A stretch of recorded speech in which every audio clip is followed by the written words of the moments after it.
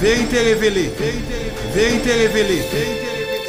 Chers bénis de Yah, nos frères bien-aimés de partout, bonjour, bonsoir. Bonjour, bonsoir en Amérique comme en Océanie, aux Antilles comme dans nos Caraïbes, en Asie, Afrique, Kemet, Kimutu, bonjour, bonsoir. Aujourd'hui, nous allons essayer de présenter alors ce dernier numéro sur la loi. La loi qui est un épisode qui nous a pris pas mal de numéros et que ce n'était même pas prévu.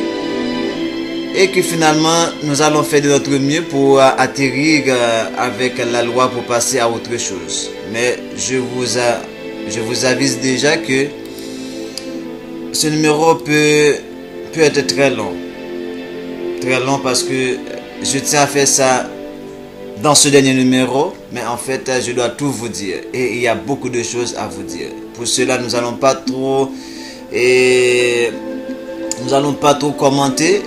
Et vous allez juste juger par vous-même, voir par vous-même avec tout ce que nous allons vous présenter comme fait, comme documentation. Donc si vous avez autre chose à nous présenter, vous êtes la bienvenue. Commentez, apportez vos preuves, affrontez ce qui va être dit à travers ce numéro. Donc c'est Vérité révélée, numéro I, qui parle de mon peuple détruit faute de connaissance. Après avoir parlé de toutes les lois qui ont été données depuis Adam jusqu'à Noé, nous avons passé aux 10 commandements. Et dans le tout dernier numéro, nous avons vu le côté alliance de ces 10 commandements. Ou même, après avoir vu le côté alliance, nous avons vu la première partie qui concerne la loi qui est quelque chose d'éternel, l'alliance qui est perpétuelle. C'est juste pour parler d'éternité pareil. Mais nous avons présenté les aspects de la loi dans le premier numéro. Et aujourd'hui, nous allons continuer avec la deuxième partie. Et comme nous vous avons dit, et c'est là que nous allons voir dans ce numéro, nous sommes sous la loi de Moïse, car la loi est éternelle.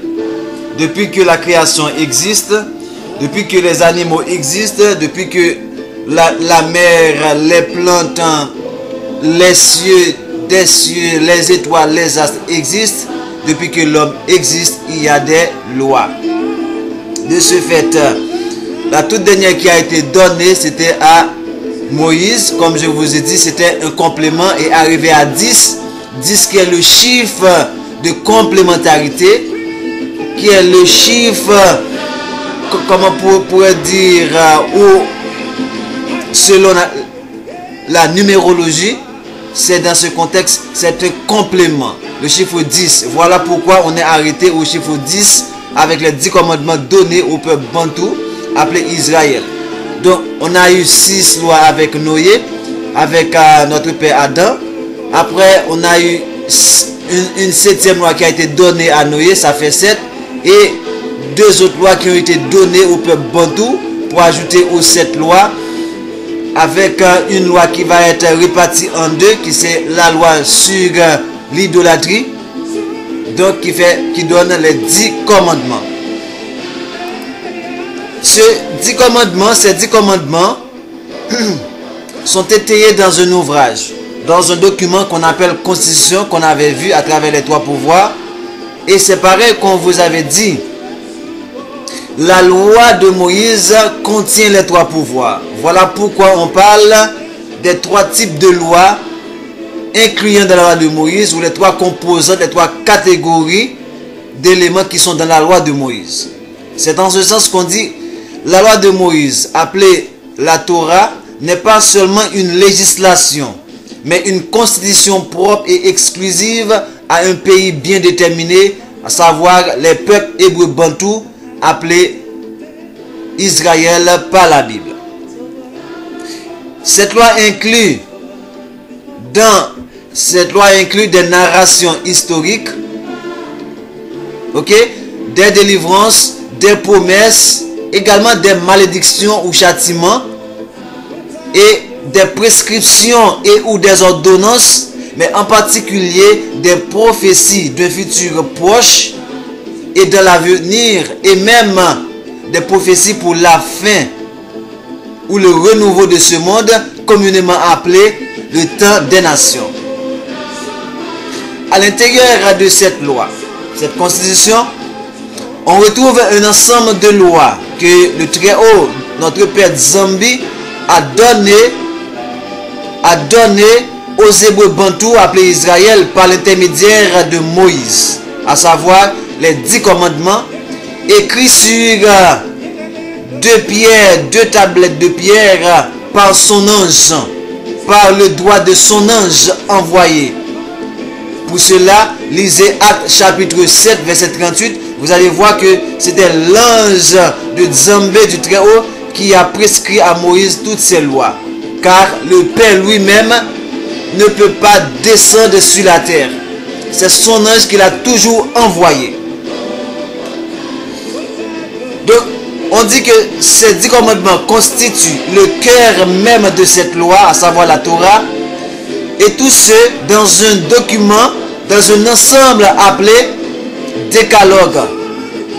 Ok, on dit ces lois constituent ces éléments, ou du moins ces 10 commandements, constituent le cœur de la loi. Et tout ceci, et tout ce dans un ensemble appelé décalogue.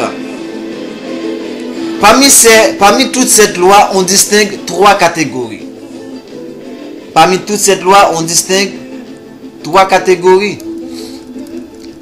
Premièrement, il y a les lois morales. Ok, il y a les lois morales qui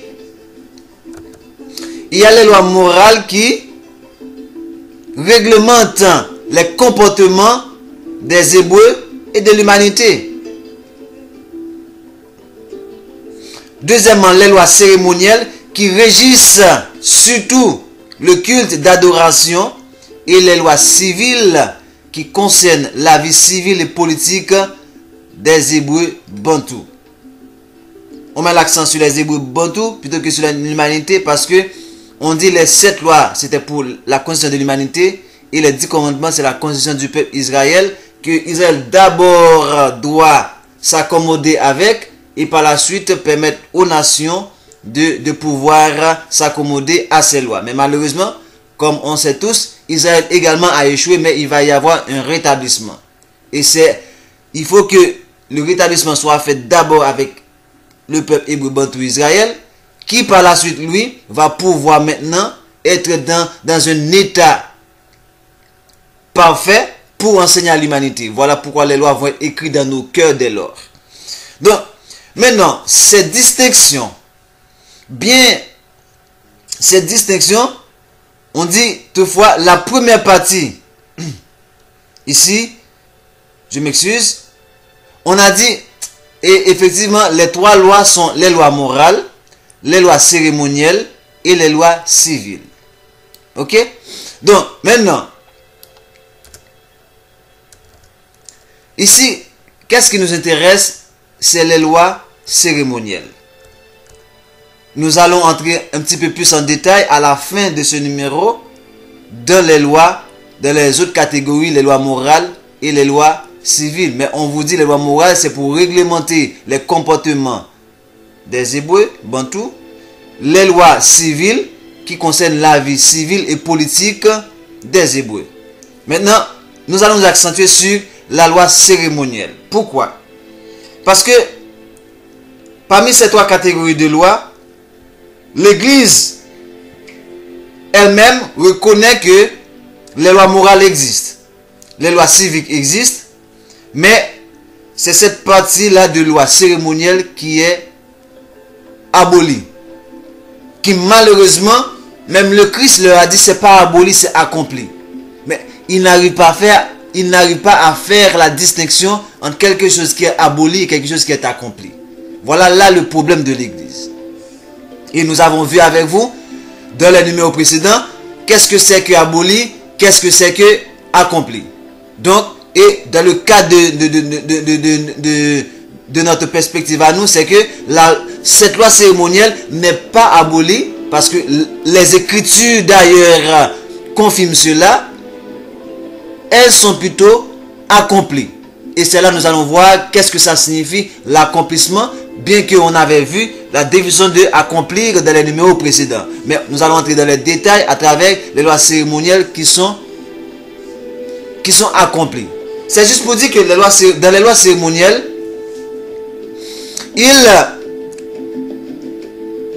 les lois cérémonielles se basaient sur quelque chose. Parce que les lois cérémonielles, ça concerne le culte. C'est tout simplement ça. Voilà pourquoi nous disons, qu'est-ce que c'est les lois cérémonielles?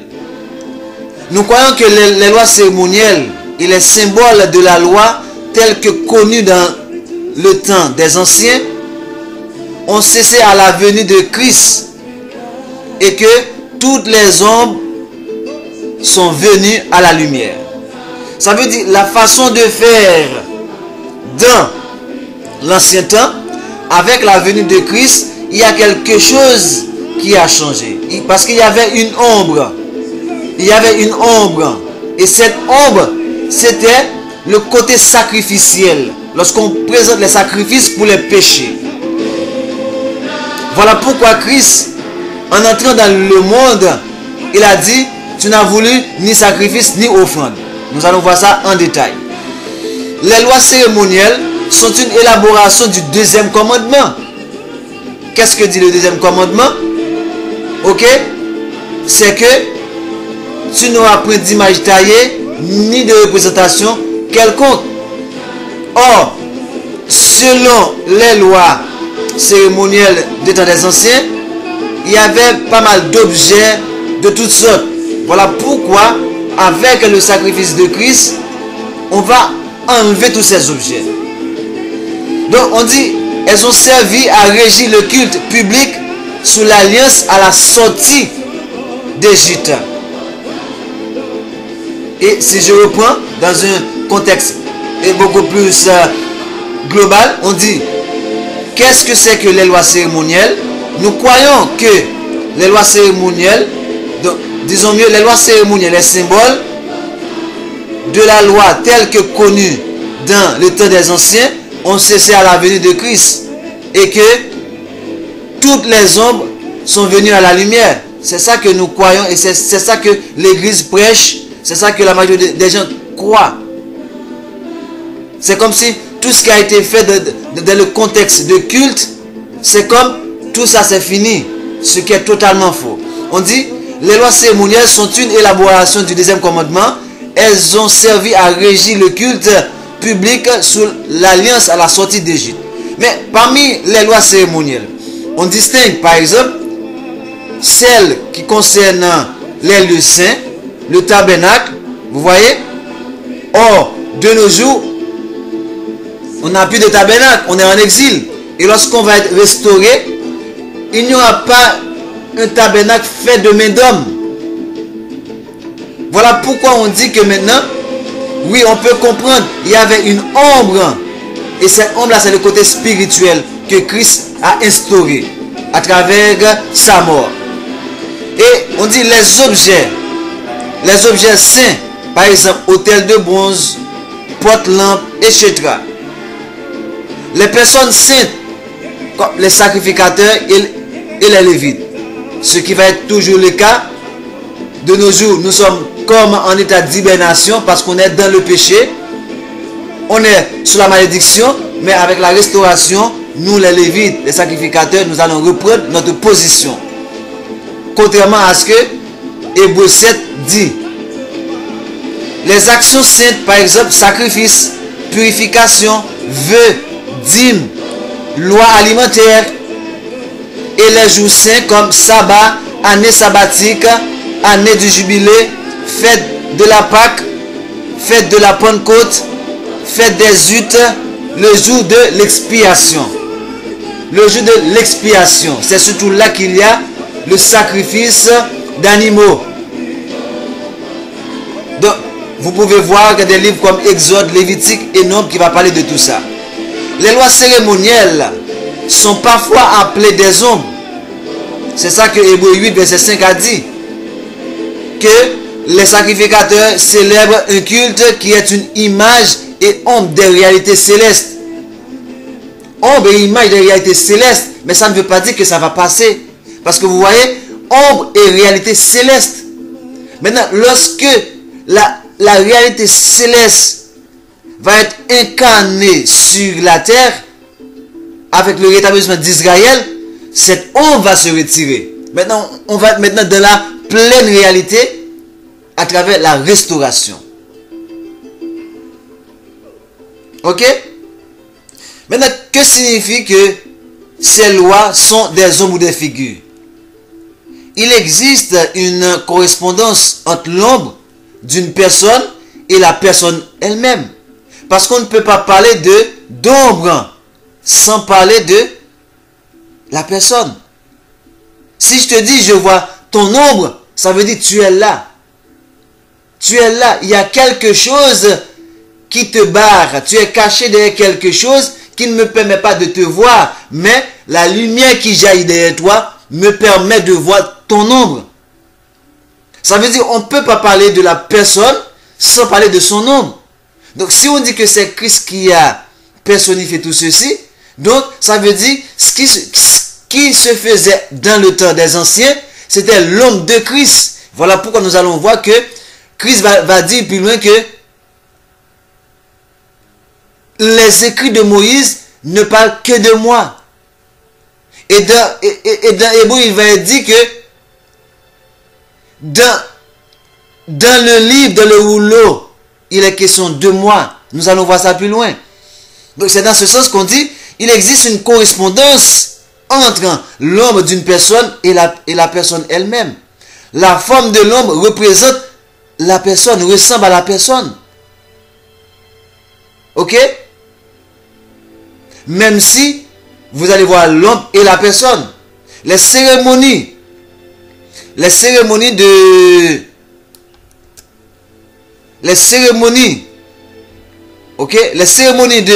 l'ancien temps étaient des ombres qui annonçaient la venue du Messie promis en la personne de Isaïe, le Christ.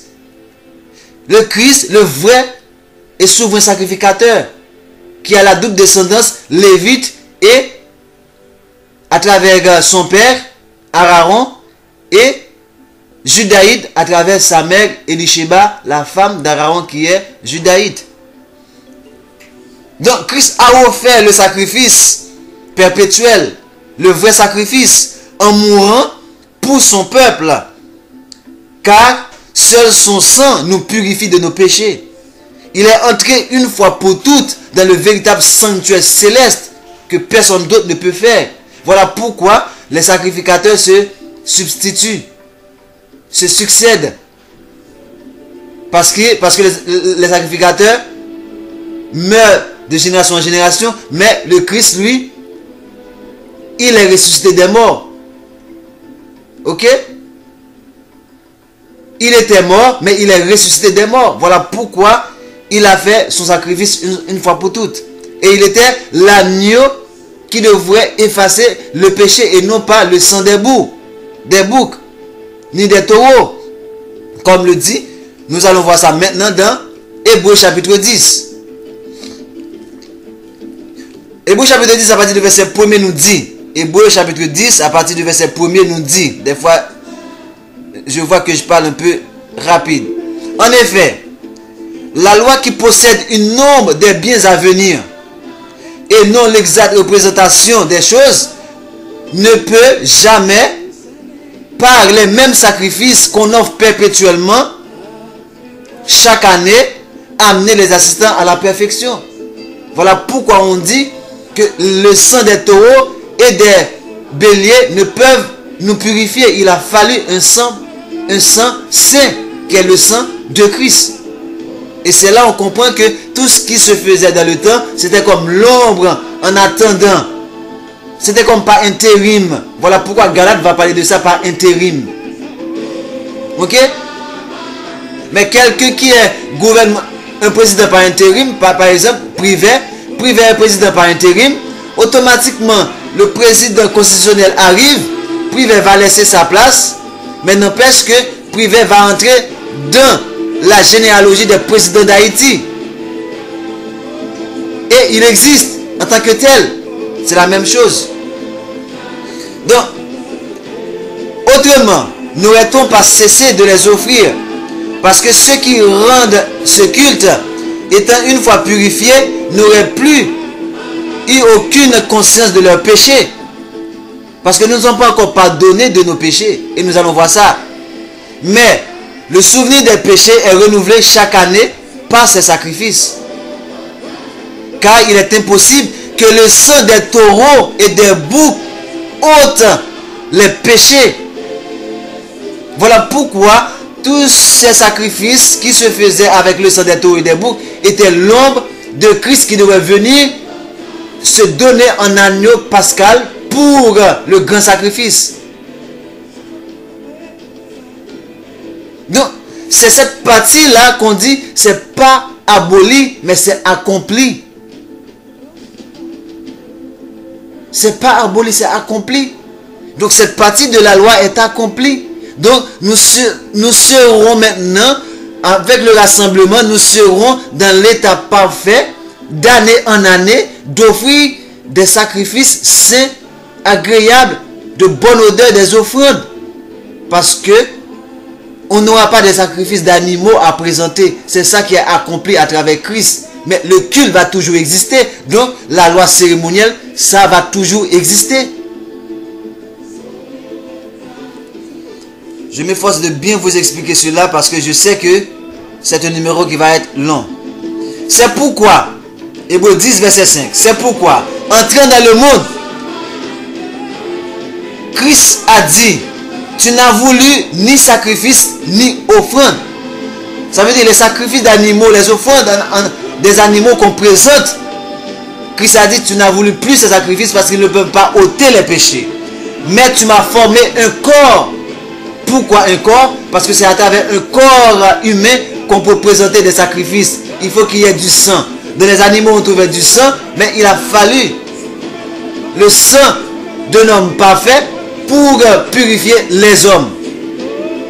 Notamment à travers le peuple hébreu bantou appelé Israélite. Maintenant, verset 6. Tu n'as agréé ni holocauste, vous entendez? Ni sacrifice pour le péché. C'est ça qui est accompli. Christ a accompli cette œuvre qu'on faisait.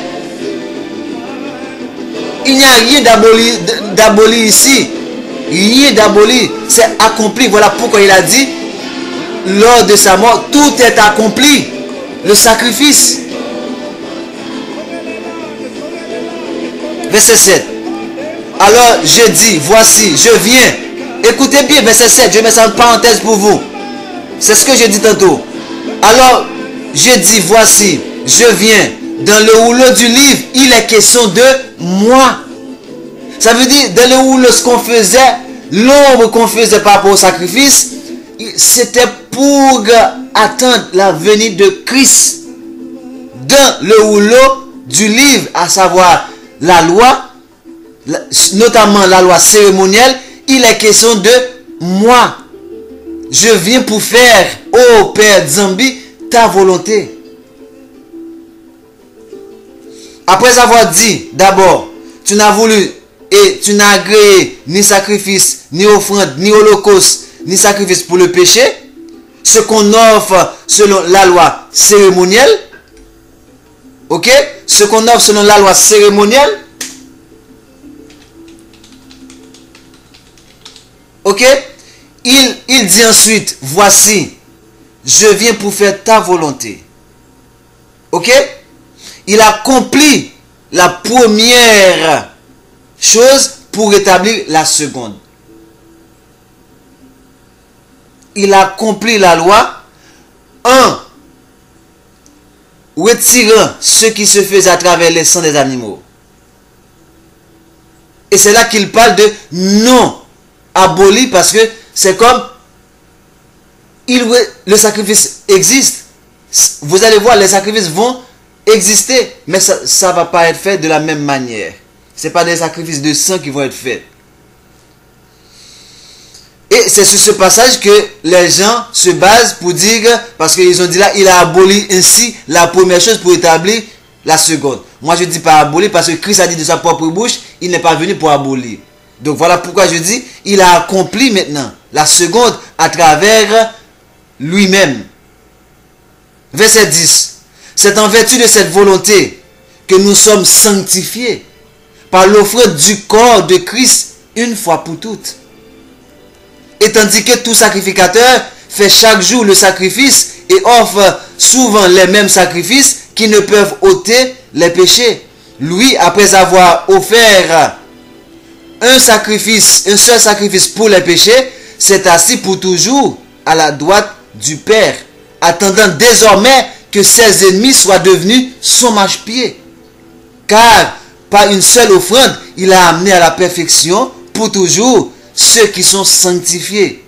C'est ce que l'Esprit nous atteste aussi, car après avoir dit, voici l'alliance, écoutez, voici l'alliance que je ferai avec eux. Ça c'est le rétablissement comme je vous ai dit.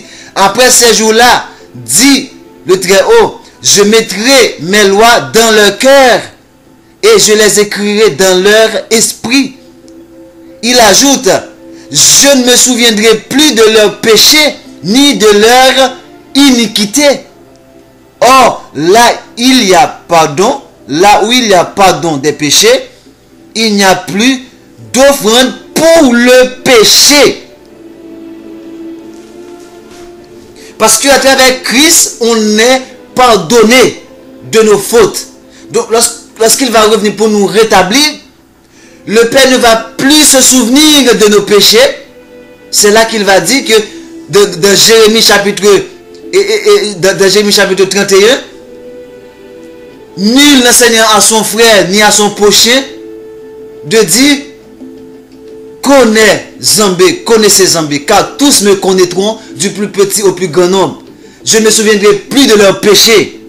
C'est ça que Christ a accompli. C'est pas aboli, il n'a pas effacé, il a accompli. Ça veut dire qu'il nous a donné accès maintenant au pardon du Père. Voilà pourquoi il n'y aura plus de sacrifice pour le péché. C'est cet aspect-là de la loi cérémonielle qui est accompli. Parce que la loi cérémonielle, ça va toujours exister, parce qu'on aura toujours à rendre un culte au Père. L'homme en lui-même est créé pour rendre culte au Père, pour adorer le Père. Comme on vous dit que maintenant, ces lois cérémonielles sont accomplies, ou même abolies, disons. Vérité révélée. Vérité révélée. Vérité révélée. Il a dit, il est question de moi. Ça, c'était au verset 7 de Hébreux chapitre 10. Il est question de moi. D'où est-ce qu'il a été dit que ces choses-là concernent le Christ? Deutéronome chapitre 18, à partir du verset 15 nous dit. Rappelez-vous, dans le dernier numéro, nous avons parlé, lors de l'assemblée, le peuple a eu peur. Parce qu'il y avait tellement de fracas, de tonnerres, de fumée, d'éclairs. Le peuple n'a pas pu supporter cette démonstration. Le peuple n'a pas pu supporter cette démonstration. Le peuple, voilà pourquoi il a demandé à Moïse de nous parler, d'aller parler au Père pour que Moïse vienne nous parler.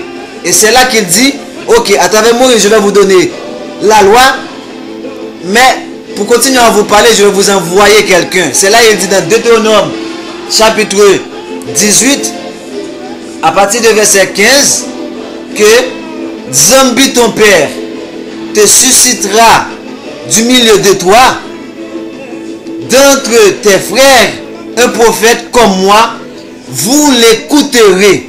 Vous voyez, je vous mets ça en pratique. Je vous mets ça en parenthèse, disons mieux.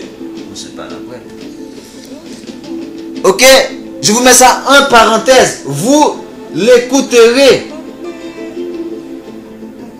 Et verset 16 nous dit, il répondra ainsi. Il répondra, ça veut dire dans le futur. Ainsi à la demande que tu fis à Zambi ton père, à Horeb, le jour de l'assemblée, quand tu disais que je n'entende plus la voix de Zambé mon père et que je ne vois plus ce grand feu afin de ne pas mourir. Mais n'oubliez pas, la voix ici, comme je vous l'ai dit, ce n'est pas la voix du Père directement, c'est la voix du Père à travers son ange, selon Actes chapitre 7, verset 38. Verset 17. Zambi me dit, ce qu'ils ont dit est bien.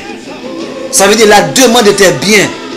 Je leur susciterai du milieu de toi, de leurs frères, un prophète comme toi, Moïse. Je mettrai mes paroles dans sa bouche et il leur dira tout ce que je lui commanderai. Je lui commanderai à travers quoi? À travers les lois de Moïse.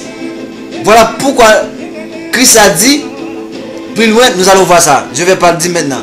Et verset 19 de Deutéronome 18, pour terminer, nous dit, et si quelqu'un n'écoute pas mes paroles qu'il dira en mon nom, c'est moi qui en lui demanderai compte. N'oubliez pas, plus haut, il avait dit au verset 15, je susciterai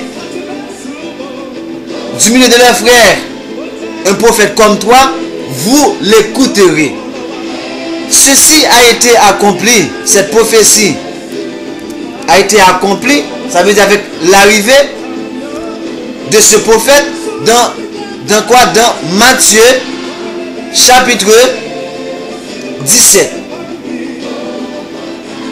À partir du verset 1er jusqu'au verset 5e, il est dit, 6 jours après, Isaïe le Christ prit avec lui Pierre, Jacques et Jean, son frère, et il les conduisit à l'écart sur une haute montagne. Il fut transfiguré devant eux. Son visage resplendit comme le soleil, et ses vêtements devinrent blancs comme la neige. Verset 3. Et voici Moïse, qui représente la loi, et Élie, qui représente les prophètes, leur apparut, s'entretenant avec lui, avec Christ, avec Isaïe. Voilà pourquoi il a dit que je mettrai mes paroles dans les bouches. Et qui il a présenté? Il a présenté Moïse, qui a les paroles, la loi. Et Élie, qui représente les prophètes qui sont les porte-paroles, comme on avait vu, du Père pour voir si les lois sont respectées. Voilà pourquoi c'est ces deux gens qui apparaissent à Christ lors de cette transfiguration et s'entretenant avec Christ.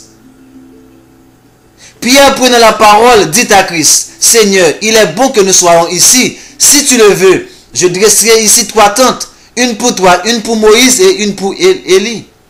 Comme il parlait encore, une nuée lumineuse les couvrit.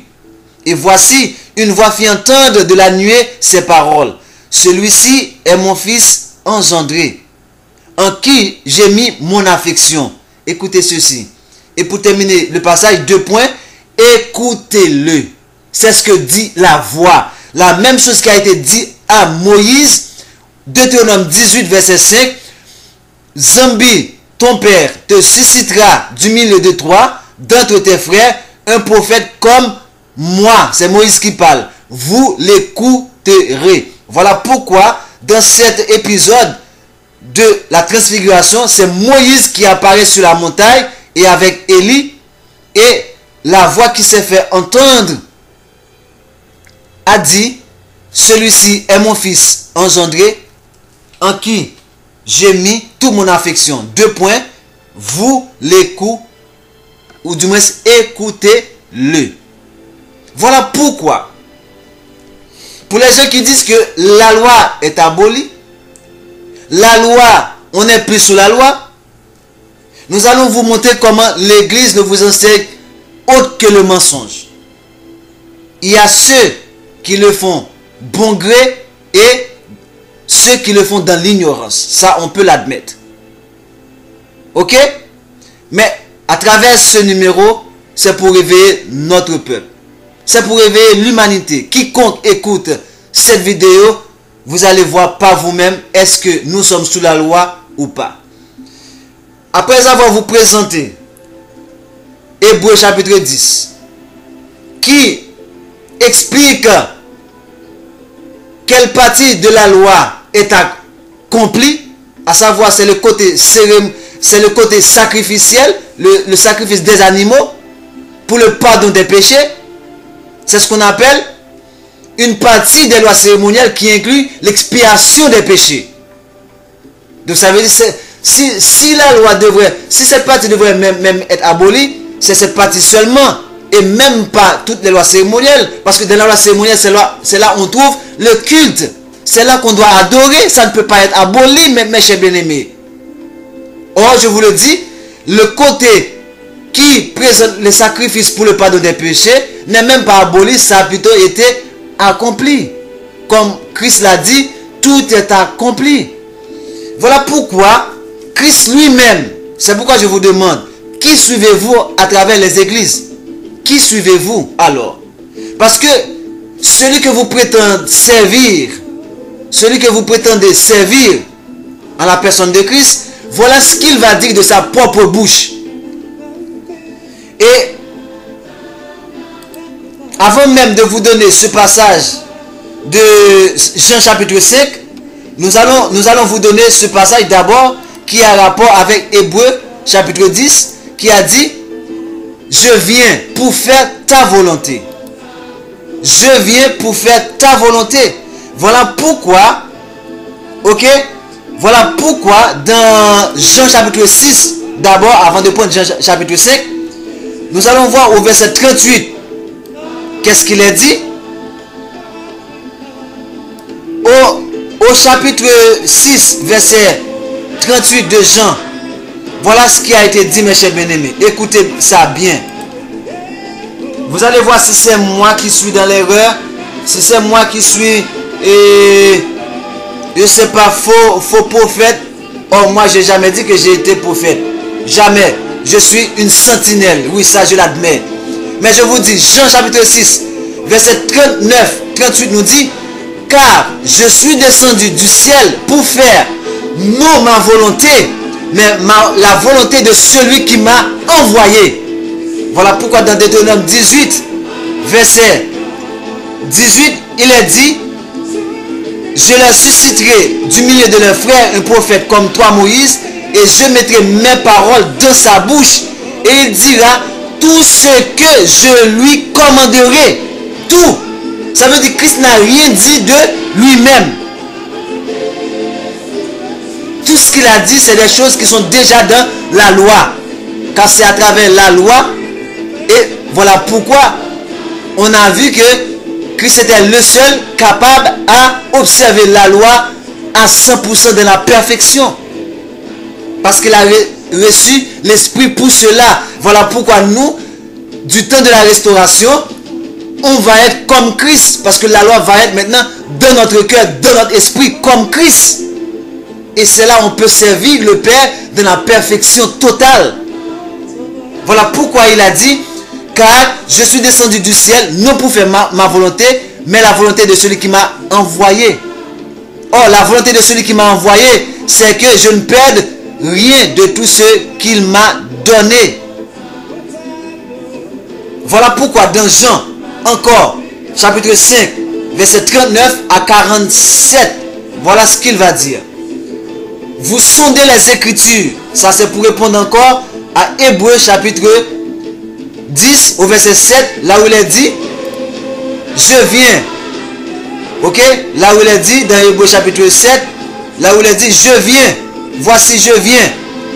Dans le rouleau du livre, il est question de moi pour faire ta volonté. Mais voilà ce qui a été dit. On vous montre ça dans Jean chapitre 6.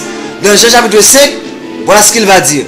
Vous sondez les Écritures parce que vous pensez avoir en elles la vie éternelle. Ce sont elles qui rendent témoignage de moi.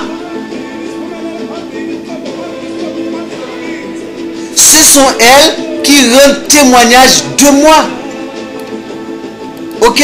Ne pensez pas que moi, je vous accuserai devant le Père. Celui qui vous accuse, c'est Moïse, en qui vous avez mis votre espérance. Pourquoi c'est Moïse? Parce que c'est Moïse qui a reçu les Écritures. Et non pas Christ. Verset 46. Car, écoutez ceci. C'est là la vérité révélée. C'est là la vérité révélée. Au verset 46, il est dit: or, si vous croyez Moïse, vous me croiriez aussi. Parce qu'il a écrit de moi. Et verset 47. Mais si vous ne croyez pas à ses écrits, à savoir aux écrits de Moïse, à savoir la loi qui inclut la loi cérémonielle, la loi civile, la loi morale, mais si vous ne croyez pas à ces écrits, comment croirez-vous à mes paroles? Vérité révélée. Oh là là! Voilà pourquoi maintenant on comprend pourquoi l'Église dit que la loi est abolie.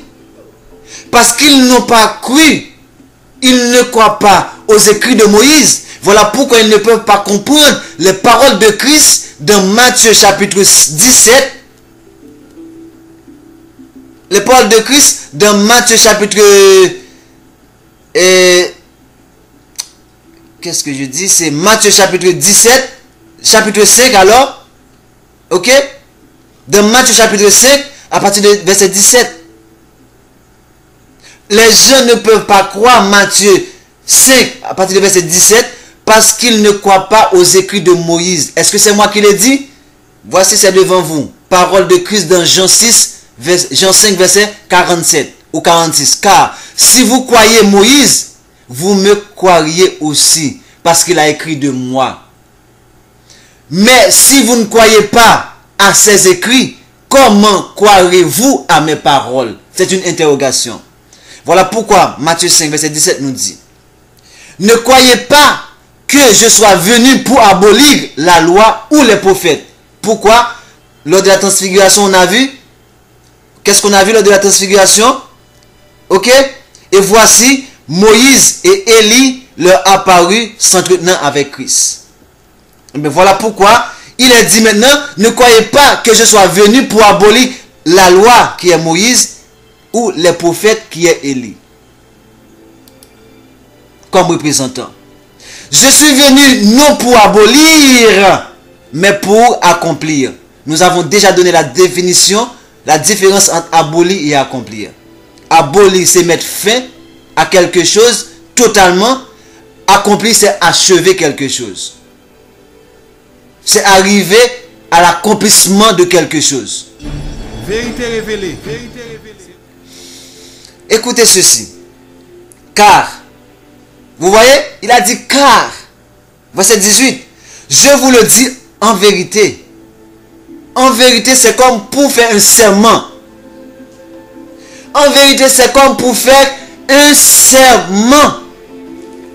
En vérité, je vous le dis, tant que le ciel et la terre ne passeront point, il ne disparaîtra de la loi un seul iota ou un seul trait de lettre. Mes chers bien-aimés, dans quelle langue on doit vous dire maintenant que nous sommes sous la loi? De quelle langue on doit vous dire que Christ, lui, nous demande, nous dit que nous sommes sous la loi? Ces paroles de Christ là, on a trouvé ça où? On a vu ça dans l'épisode précédent, qui était dans Deutéronome chapitre 30. Deutéronome chapitre 30. Ok? Juste un instant, je vais vous trouver ça dans Deutéronome chapitre 30. Où il a dit que vous ne retrancherez rien, vous n'ajouterez rien. C'est où? C'est où cela a été dit? Ok, c'est Deutéronome chapitre 4 plutôt. Là où il est dit: maintenant Israël, écoute les lois et les ordonnances que je vous enseigne.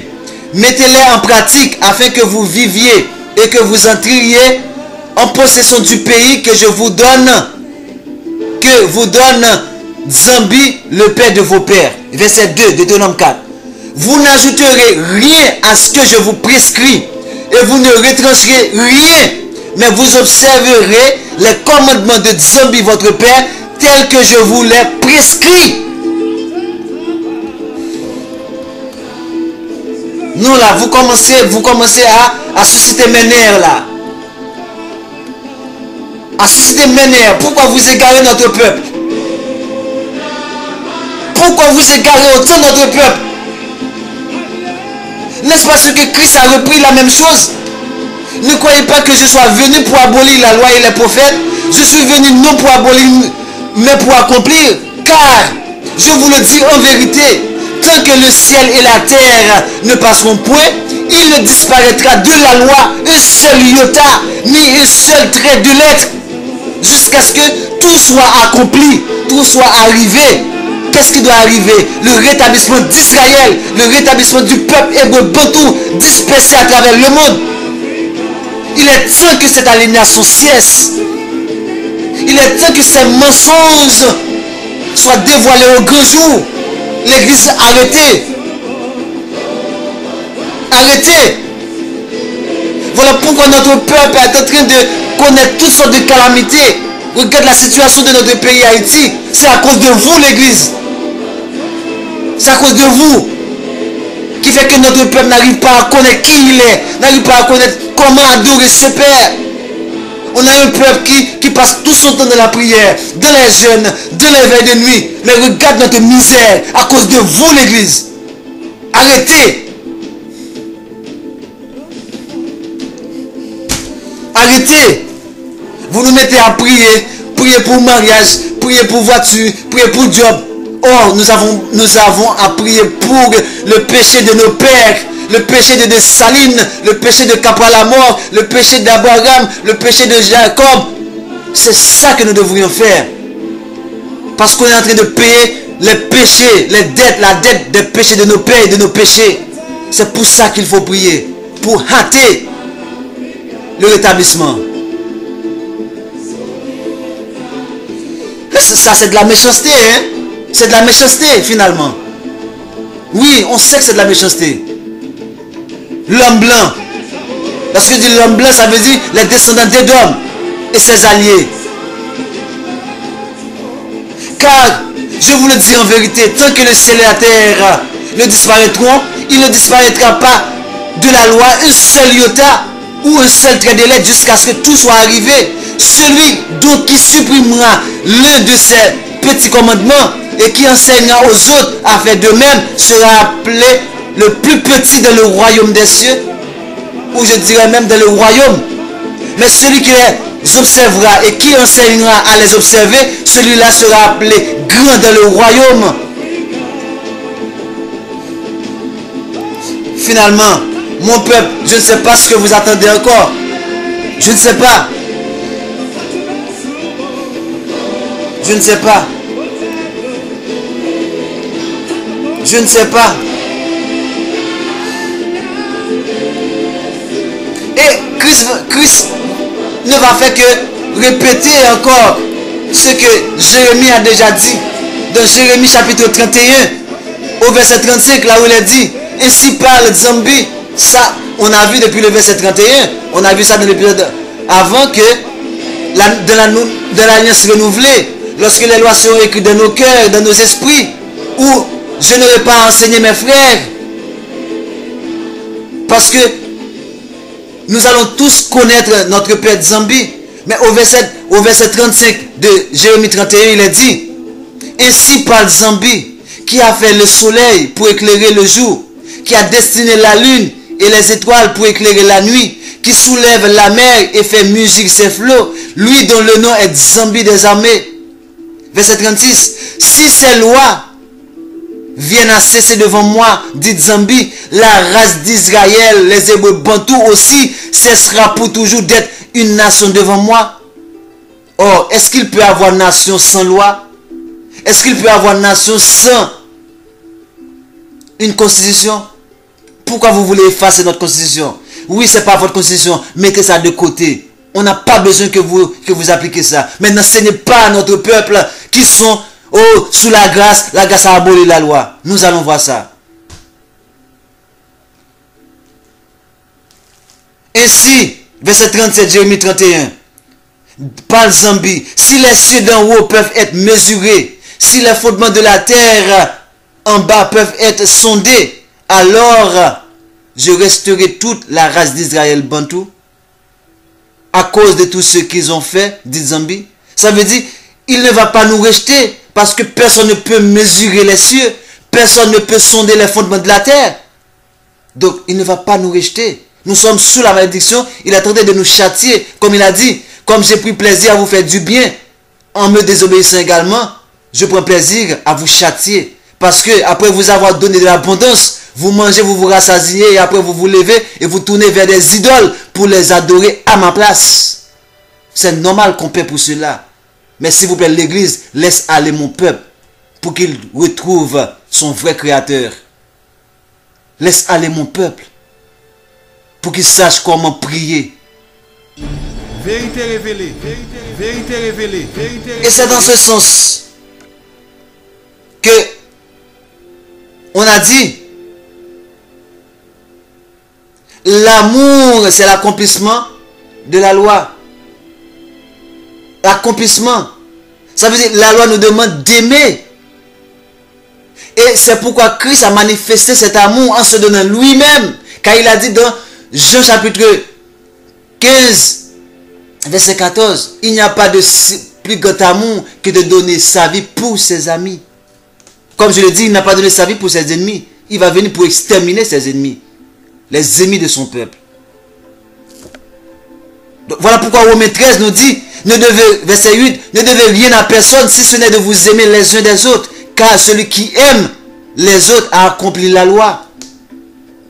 Christ a accompli la loi. Christ est le seul qui a accompli la loi. Parce que c'est lui qui aime d'un amour parfait jusqu'à se donner lui-même. Voilà pourquoi à travers son sacrifice, il a accompli la loi. Il n'a pas aboli la loi. Il a accompli, ça veut dire il a observé la loi dans son entier. Et non pas abolir.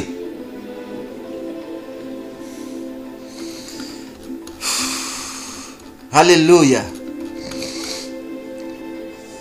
Mes chers bien-aimés, j'ai encore beaucoup de choses à vous dire. Vérité révélée. Vérité révélée.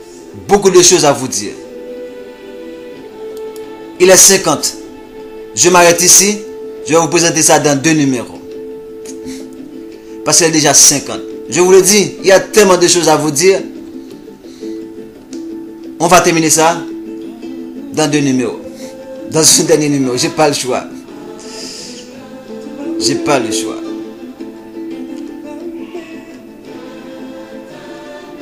J'ai pas le choix. À très bientôt. Je vais vous présenter le 2e numéro. À suivre. À suivre. Ne ratez pas le 2e numéro. Car dans le 2e numéro, je vais vous parler de quoi? Et pour finir, je vais vous parler maintenant. On va entrer maintenant pour dire ces lois sont-elles accomplies? À savoir la loi cérémonielle. Lorsque je dis ces lois, c'est l'ensemble des lois qui incluent dans la loi cérémonielle. La loi cérémonielle est-elle abolie ou accomplie? Et nous allons voir ça. Est-ce que nous sommes sous la loi? Nous allons voir ça avec beaucoup de détails et de faits. Donc, à très bientôt. Et à tout de suite alors.